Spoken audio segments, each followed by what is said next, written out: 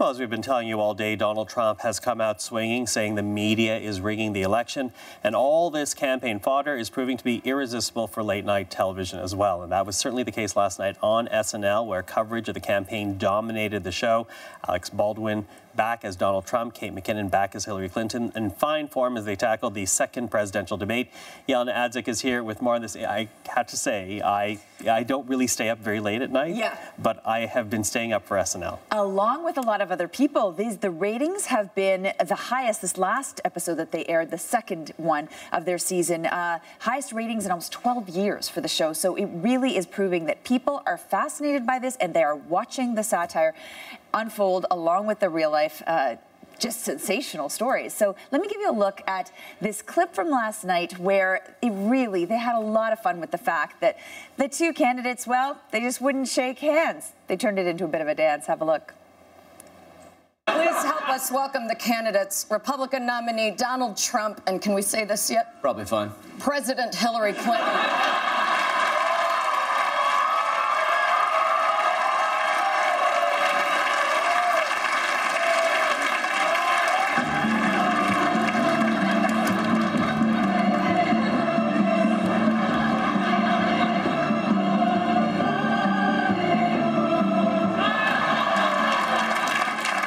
Thank you both for being here. Yeah, I'm going to do that to you next time we shake hands, I was going to say, well, you're kind of wearing almost the same jacket. Yeah, I know. I could be a candidate. Listen, all in all, it's been, as I say, getting really high ratings, and it's the first time that we've seen Trump actually react to the impression of him by Alec Baldwin, and here's what he had to say on Twitter.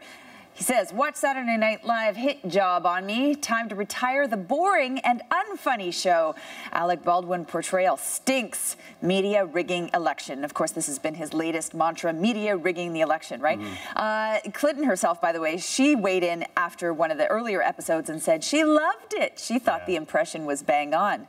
No kidding, she did. It does, she obviously, Kate McKinnon has a lot of fun at her expense, but there's no doubt that Trump is the one getting skewered here to the greatest extent. Well, it's funny that he thinks it's an unfunny show and should be canceled, considering he was hosting it last season, was he not? Great point, Michael. Exactly. And SNL came under a lot of scrutiny for the fact that they allowed him to host it.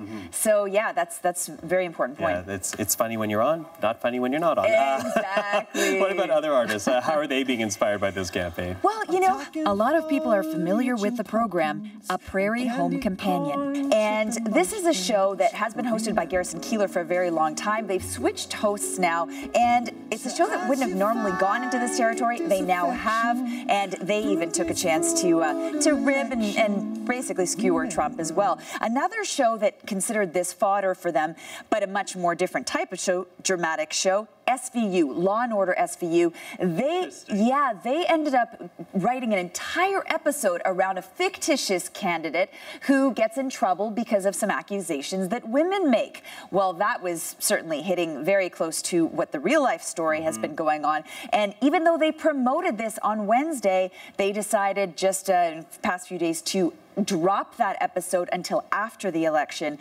and air it then. It's worth noting NBC, wow, hot house for all of these different shows. We talked about SNL, we now talked about SVU, but they're also the ones behind shows such as Access Hollywood with the Billy Bush tapes that had come out. They were behind The Apprentice, as well as Celebrity Apprentice and Miss Universe. So NBC, huge powerhouse that has a lot to do with the Trump imbroglio. Yeah, exactly. Intentionally or not intentionally. Exactly. Jelena, thank you. We'll see you soon, Michael.